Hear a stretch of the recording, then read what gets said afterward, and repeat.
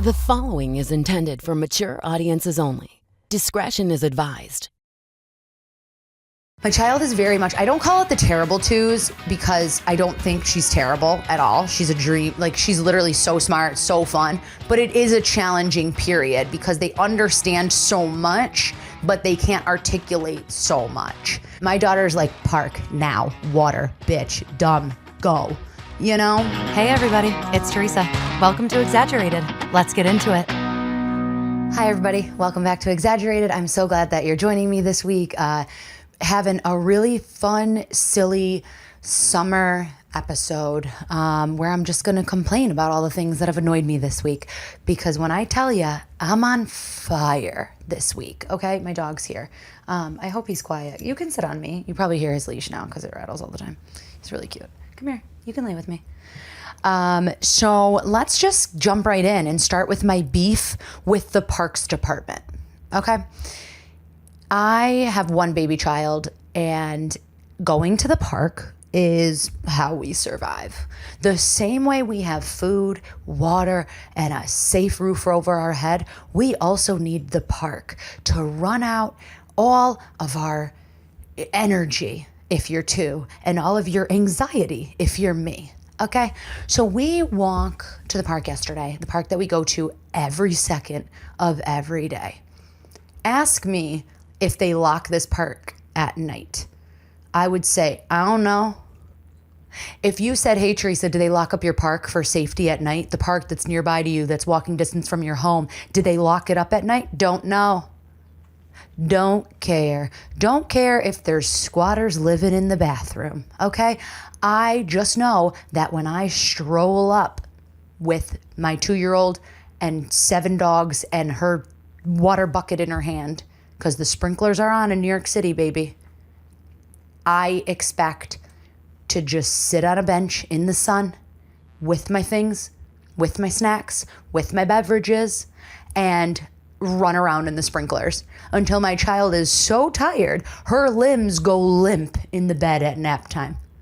And then I can come and do a laundry list of things that I need to do to survive this life. So that's my expectation. Yesterday, what if I spoke like that? Yesterday, when I went to the park yesterday. When I went to the park. No, so when I went to the park yesterday, it was locked. Oh, news to me. They locked the park at night. You might be wondering, hey, were you there at 4 o'clock in the morning? Hey, was it locked because you were there at 7 a.m.? Was it supposed to be open? It opens at 7 a.m. We were there at 8:30. My child wakes up very early.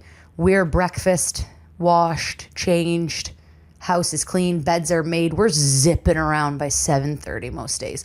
We're zippity-doo-dahing out around the streets by 7:30. Okay, I try to go to a coffee shop first, but she doesn't want to.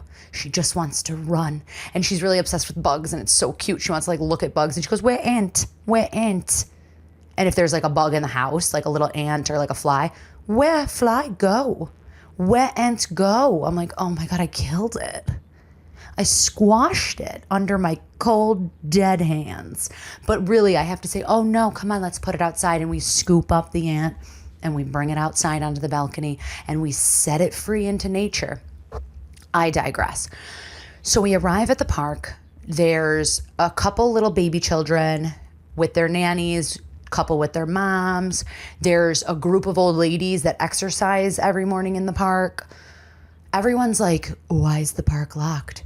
So the little old ladies who exercise inform us that the park has not opened on time in 2 weeks. Oh, okay. Okay, New York City Parks Department, get it together. You want to know what I did? I did the most customer service Karen thing I've ever done in my life. Okay, let me tell you it this way. The way things occur in my brain. Something happens, and I feel like I've been through enough in my life that I can safely say, and by been through enough in my life, I mean been through enough therapy, that when something happens that's not great or not my ideal expectation, I don't put my hand through the wall, you know? When the day is looking a little dark and not going my way, I don't headbutt the couch. I just kind of shrug my shoulder and go, that stinks. But you know what? Time heals all. Everything happens for a reason. Cat got your tongue. Whatever saying you need to put around it, I just sort of like let go and let God or whatever she's up to up there in the universe, So I'm usually like, whatever. Like if I strolled up to a park to read a book or hang out with my friends or play basketball and it was closed, I would say, that stinks. Guess I'll go get a coffee. But now, as mother, I have a 2-year-old in her bathing suit with her shorts on top and her big floppy water hat with a sand bucket in her hand. And she has been talking about the sprinklers since she woke up at 5:45. So here I am counting down the minutes till we're at the sprinkler because that's all she wants to do. So we're joyfully skipping there. Park is locked. Do you think a 2-year-old understands, hey, the park's locked? Sorry about that. Park's locked. Let's head out. Let's head somewhere else. No. So she's obviously disappointed. The other kids are disappointed. So I can no longer be my, what's the big deal person because now my baby child is disappointed. And I understand why parents are like, can become so overbearing or like can become so obsessed with their children because I was ready to put my entire body through the chain link fence and let my child run through the now me-shaped hole that I just made in the chain link fence. So picture me sitting on the bench bloodied with tetanus running through my veins because I now have hulked myself through a chain link fence, but my child would be smiling happily in the sprinklers. So I would just be sitting there smiling. It's like that. Like that's how it occurs within me. Like when my baby child, she did a couple auditions with me just for fun. They were like, if I like the photographer, if I like the storyboard, I'll be like, oh, that's kind of fun. Like we'll do that audition, whatever, really easy stuff. She did a couple auditions with me. And I was like, and she got like callbacks and then like they didn't book her. And I was like, how? Oh, cool. You went in a different direction. I don't understand. Sorry, you must not have seen my baby because she's the most perfect baby child I've ever seen in my life. And obviously every parent feels that way. But like I can handle rejection day to night. I feel like I'm usually told, no, please go. You're not it. But when it comes to my child, whether it's the park is closed or no, we're not going to cast her, can't handle it. So she doesn't do auditions anymore because I don't think it's good for kids to do anyway. That's a whole nother episode I'll do. But like I could never. I was like, oh, you didn't pick her? Oh, okay. Well, what's your home address? Oh, you didn't pick her? Well, where does your mother live? Because I'm going to go put spikes and nails under her tires. And I know that that's not normal. Like I said, I've had enough therapy to understand that that's not the way this should shake out, but I can't help it. The mama bear instinct comes in and I will grizzly your head off if my child's upset. And I do curb it a lot of times because I understand you can't like put somebody through a wall because they say no to your child. I'm learning. My husband's very calm. He's helpful. But anyway, so wow, a lot of tangents already. Buckle up. Here we are. So essentially, park is closed. I'm like, I'm so sorry, my baby love. The park is closed. She's like, what? She doesn't even know what that means. She's looking at me like, you witch bitch. You brought me here in a swimsuit to just deny me the joy of water, so I'm so upset for her. She's actually kind of fine after a second. She's playing with her toy in the stroller. I'm like, let's bring the dog home. We'll go to the zoo. Okay. I know what you're thinking. You're listening to that going, wow, that's the end of the story. Fantastic. What a great idea. 10 out of 10 momming. No, it didn't end there. Okay. We go home.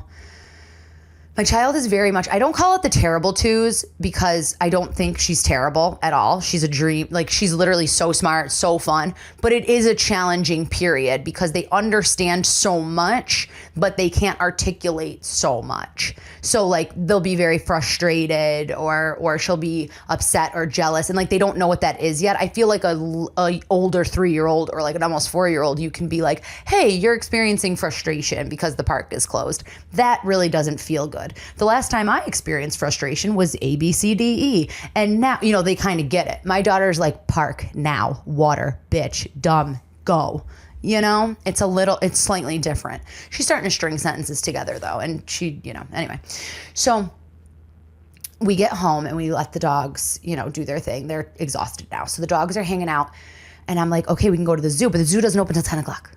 Okay, first of all, let me just go on record saying the zoo doesn't open until 10 a.m. and Costco doesn't open until 10 a.m. And I would like to say on behalf of mothers everywhere, that's a hate crime. Okay, we're sometimes up at 5, 6 o'clock in the morning. You don't think I want to stroll the aisles with a sample of a peanut butter cup made out of sunflower seeds at 7 a.m.? I do. Oh, I do. You don't think I want to stroll the aisle and possibly have a $1.50 hot dog at 8 a.m.? That's up to me. You can't tell me I can't have it at 10 o'clock. You don't know what time I woke up. Sometimes I'm up from 4. It's not only lunchtime, it's happy hour. Come on, Costco, let me in the door. Anyway, I'm going to petition them next now that I, you know. So we're at the park. Oh, yeah, well, so I will add before we went to the zoo, I did call 311, which is like, I don't know how to describe 311. My sister said to me, what's 311 in New York City? And I was like, I guess it's like 911, but not emergencies and also not really things that are important. Like, so it's like 911, but for like grannies to write letters to, I feel like, because I'm not sure that anybody like, it doesn't feel like anyone pays attention to 311. Like 311 is the number on all the posters that are like, do you need help quitting smoking? Call 311 and we'll send you brochures about how to do it. You know, like I assume if you need to find like, I don't even know, like, but I was trying to like contact the parks department. So I call 311 and I was like, oh, the park's not open. And he was like, well, 1 second, ma'am, I'm your guy. And he started click-clack typing. And he was like, address, cross street, park name. And I was like, okay, let's go, Sam. Let's go. So he makes out the whole report. And I said, fantastic. Now, when will you connect me to the parks department? And he said, oh, I can't do that. And I was like, Sam, it's not good enough. What are you talking about, Sam? And he was like, I don't have any phone numbers or any way to access anyone at the parks department. I just put in the reports for 311. And I said, well, Sam, who am I supposed to call? And he said, you're supposed to call 311. And I was like, well, that's what I'm doing. And he goes, and I'm going to put the report in. And you don't even have to put your name on it if you don't want to. It can be anonymous. And then they'll read your report and they can come open the park. And I said, Sam, come on. You don't believe that's going to happen, Sam. Whether anonymous or not, also put my name, put my number, put a headshot next to it. Because I want people to know that I'm the one that's yelling about the park. It's my baby child that needs this, you know? There was also like 15 other parents. But anyway. I said, Sam, no one's reading this report. Come on. Like, what are you talking about? They're going to read the report right now. There's somebody at the Parks Department sitting, waiting for your report. And they're waiting to find out if it's anonymous or if there's a name attached. And then they're going to jump on a moped and skedaddle over to open the park gate. No, they're not, Sam. You don't believe that. And he said, no, I just make the report. And I said, Sam, we got to do something else. We got to do better. And he said, I'm afraid that's all I can do. So I put the report in, whatever. We'll see how it goes, but how obnoxious. So anyway, I'm like, I got to move on now. My child needs to go to the zoo. I'll also add that my child doesn't necessarily get these like big activity days all the time. It's not always like the zoo or like something like huge, but I don't have a babysitter the last like 4 days. So she needs like a lot of activity because it's just like me and the dogs, like, sup, what up? Hey, want to talk about the same things? Hey, want to watch mom send emails? You know, like, so she kind of needs like some bigger activities. So anyway, We get to the zoo. Okay. You would think, what's the big deal? So we dilly-dally enough that we don't leave until like 9:50. It takes about 10 minutes to get to the zoo. We're members, okay? Go on, brush your shoulders off, okay? We're members. So we're in there with a QR code, free parking at 10 a.m. Where do I pick up my t-shirt? You know, we're doing it at the zoo. We're doing it right. Best choice we ever made. Oh my God, the Bronx Zoo, the Central Park Zoo, lit. So nice to just be outside. But anyway, we get to the zoo. My GPS says, because I put the GPS on for traffic, even though it's literally 10 minutes away from me, and it says we're going to arrive at 10:08. And I'm like, perfect. 8 minutes. It's only been open. We're going to get the best parking spot. We're going to zip in. We're going to shake hands with a monkey. We're going to ogle a giraffe. And then we're out of there. Well, tell me why I pull up to the zoo and there's 100 school buses. 100 school buses at least, okay? It was New York City Department of Education field trip day. It's the end of the school year. They're getting their last days in. So every child in New York City public schools was at the zoo in a matching t-shirt. And let me tell you how many kids is too many kids. Too many kids is more than my child. Okay, I like kids now that I have a kid, but I likely don't like all these kids. You know, like just because I have a kid doesn't mean I prefer to be around 500 kids at a time at the zoo. And they're all of that sort of like later, like mid to later elementary school age. So my guess is like between 7 and 12. And my, oh my, were they shrill and loud and chatty. And once they were in the zoo, like that was fine. But like the parking situation, getting the buses in, getting them, you know, pulling in, it's a New York City entrance, you know, you're not like lining up the buses and letting everybody out like how it would be where I'm from originally, you know? So each bus is going in one at a time, unloading the kids, one at a time, unloading the kids. What? We sat in a line for 30 minutes outside the zoo. Do you think my 2-year-old was sitting in the car going, I get it, I understand. It's just field trip day, Mom. I'll relax back here in the AC. No, she screamed her head off the entire time and said, monkeys, monkeys, please, Mommy, monkeys, because she knows the zoo is 6 seconds from our house. So she's like, we could have driven to the monkeys 12 times by now, Mom. What are you doing? What are you doing? And I was like, would you like a snack? Would you like a drink? And I'm going to tell you right now, I turned out of the bus line. I drove down a wrong way lane for just like maybe 100 feet, like a really quick, and I went over a curb to skip in front. And the bus driver understood. The one I skipped was like, pull in, babe. Pull in. Screech over the curb and pull in. And I think that's how New York City, like crazy drivers are born. Is like, you're just like trying to get in the zoo one day. So you jump a curb. I'm like, I don't care if it pops my tire. My baby child wants to see the monkeys, you know?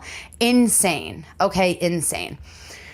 So that being said, I'll switch it to something positive and talk a little bit about, like, I feel like being a mom in New York City is so lit especially because I work part-time. Like, I don't work 9 to 5 and have like a nanny. And then like, I only have a part-time babysitter. I work part-time.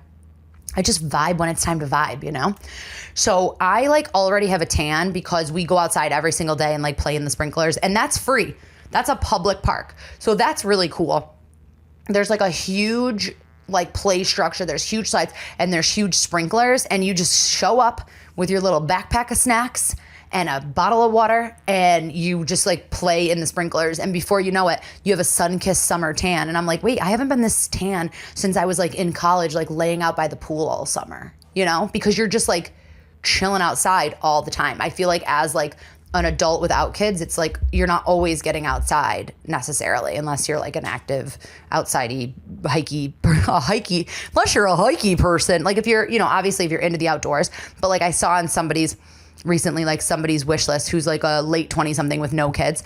And they were like, oh, one thing I really want to do for June is try to get outside more. Because I think it's so easy to just like sit on your phone or sit and do work, especially if you work from home. It's like really hard.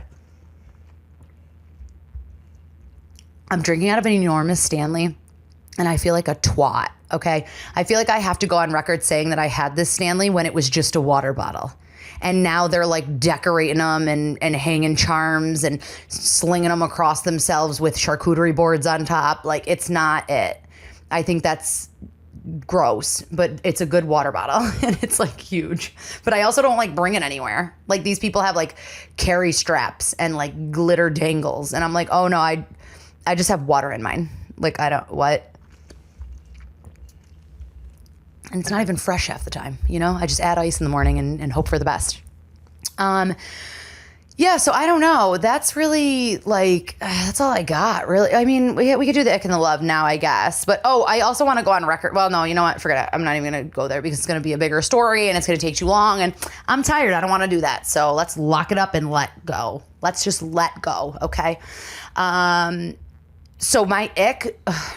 this is such a bitchy ick because I'm going to end up making one. But that trend video that's like, who you think you're emailing? And it's like the person's like headshot, like professional headshot.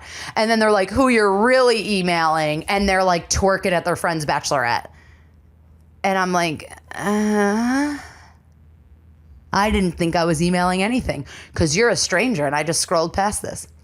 And like I said, I'll probably make one because the second that I bitch about something, then I start to go, oh, wait. I'm only mad about it because I think it's cute, you know? But yeah, I'm kind of a hater to those videos. Like, they'll be like, who you think you're emailing? And it's like a guy in like a gray suit and his like LinkedIn like corny picture. And then it's like, who you're really emailing? And he's like a fitness instructor. And you're like, okay, Craig. Can't believe it. Thought I was emailing that nerd, but turns out you're actually a fit nerd. You're wild. Is that you doing jump squats at Equinox? Like, enough. Lock it up, lock it in. Some stuff's better kept secret, you know, leave it alone. And then my love, I've had this love before, I feel like, because I'm obsessed with them, those liquid IV things. It's what's in my water bottle now. The like liquid IV powder, like electrolyte powder. It's all horseshit, right? They're like, oh my God, you need to be hydrated. Why?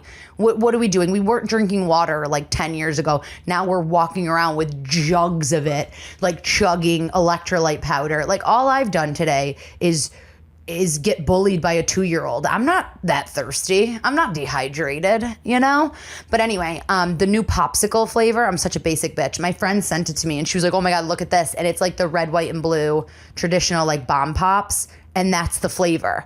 And I'll tell you something right now. I put way too much water in it for it to really taste so much like it, but it's so good. It tastes like a melted popsicle, which kind of sounds gross because a melted popsicle would be like thick and like syrupy. This obviously isn't because it's just like water powder.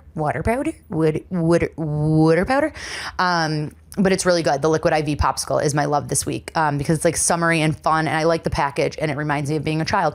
And that's all we're really striving for anyway, is to just be 6 again.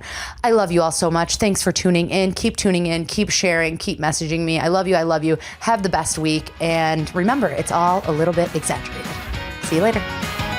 This has been Exaggerated. Thanks for sticking around till the end. Follow me on social media @TimoLynn. That's TMOLYNN. And don't forget to subscribe so you never miss an episode.